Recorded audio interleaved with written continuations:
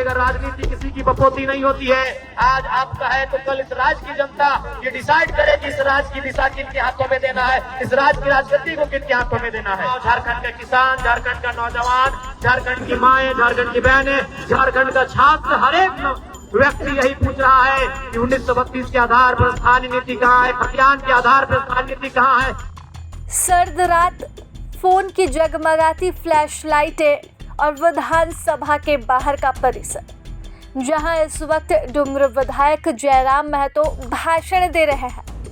मौका था जेएलकेएम के पद यात्रा का, जहां 200 किलोमीटर की पद यात्रा कर जेएलकेएम के तमाम नेता रांची विधानसभा का घेराव करने पहुंचे थे और प्रदर्शनरत थे। इस मौके पर डुमर से विधायक जयराम महतो भी पार्टी के इस प्रदर्शन का हिस्सा बनते हैं और सदन की कार्यवाही खत्म कर वह इसमें शामिल होते हैं। इस दौरान जयराम खूब गरजते हैं, खूब बरसते हैं। अपने 1 साल विधानसभा में पूरे होने के मौके पर उनका वही अंदाज, वही रूप देखने को मिलता है, जहां फ्लैश लाइटों की जगमगाती रोशनी में जयराम सरकार पर छात्रवृत्ति के मुद्दे पर बरसते और गरजते नजर आए और सरकार से सवाल पूछते भी नजर आए।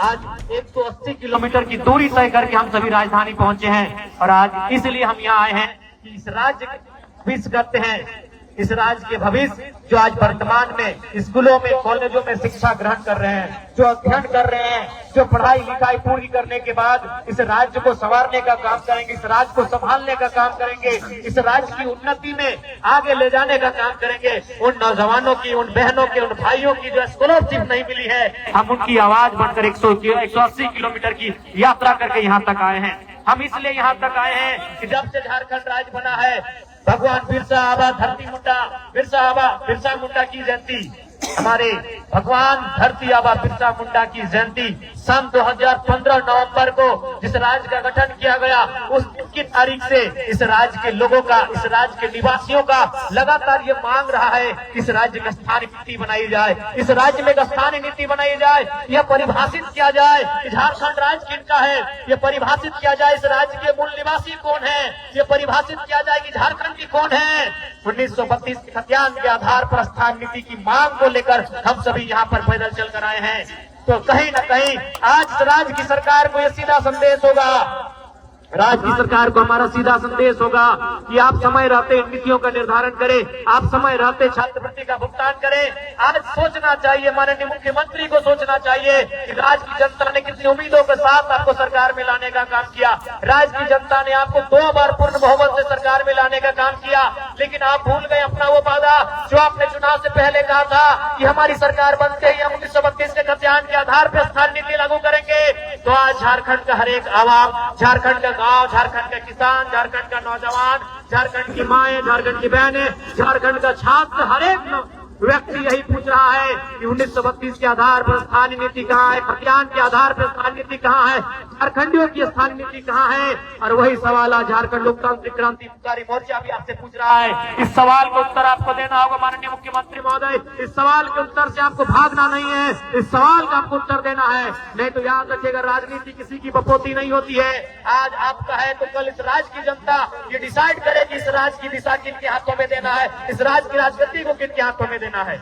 आज बड़ी दुर्भाग्य की बात है, आज जहां हम लोग धरना दिए हैं, ठीक इसके बगल में हमारे भाई बहन लोग धरना दिए हैं। ये कितना चिंता का बात है।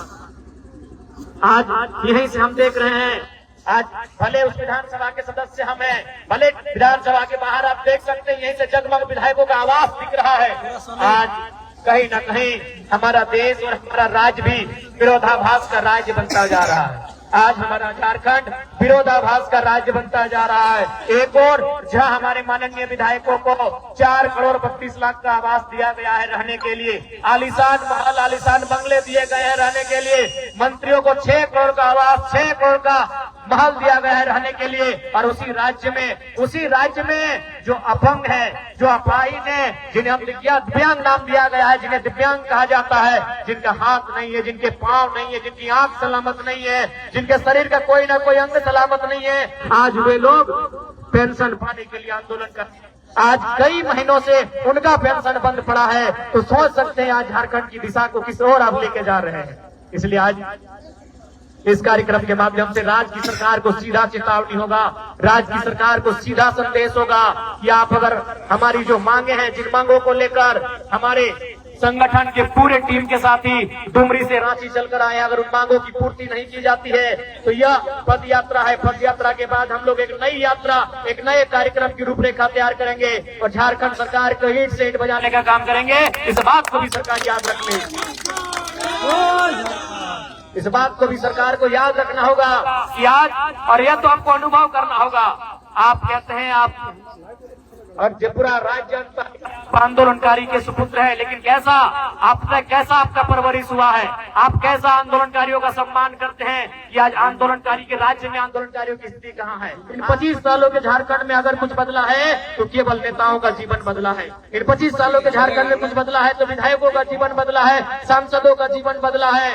वो चुनाव जीतने के बाद हार भी जाते हैं, उनको आजीवन लाखों रुपए सैलरी दिया जाता है, उनको आजीवन लाखों रुपए की सैलरी का भुगतान किया जाता है। लेकिन आम जनता का जीवन कितना बदला है। आज आम जनता केवल छात्रवृत्ति के लिए नहीं, बल्कि हमारी माएं, हमारी बहनें जो सेविका का काम करती है, जो सहायिका काम कर रही है, जो पोषण सखी, बैंक सखी का काम कर रही है, वो भी आज धरने पर बैठी है।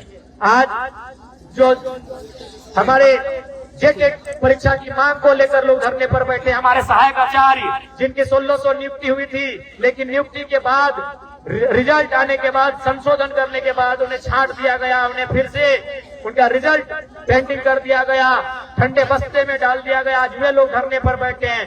जेईपीसी कार्यालय में नौजवान धरने पर बैठे हैं, पंचायत के सहायक धरने पर बैठे हैं, पूरे राज्य के नौजवान, पूरे राज्य की बहनें धरने पर जगह जगह बैठी हैं। तो समझ में आना चाहिए कि 25 सालों में आपने कैसा राज्य बनाया। इसलिए अब झारखंड का नौजवान, झारखंड की आने वाली पीढ़ी ये कतई बर्दाश्त नहीं कि हमारा राज्य इसी प्रकार से लूटता रहे। आज क्या स्थिति है सबको मालूम है। बिल्कुल आज कहने में ये किसी को गुरेज नहीं है कि राज्य का खजाना खाली है, तो इसके लिए दोषी मुख्यमंत्री महोदय आप हैं। यदि राज्य का खजाना खाली है, इसका मतलब ये है कि आप विजन के साथ राज्य को नहीं चला रहे हैं। जिस राज्य में प्रतिदिन हजारों रुपए का कोयला, हजारों करोड़ का बालू अवैध रूप से निकासी किया जाता है, उस राज्य में अगर राज्य का खजाना खाली है, उस राज्य के मुखिया की कार्यशैली पे सवाल खड़ा होगा। प्रभातखबर.com, विश्वास वही, रफ्तार नहीं।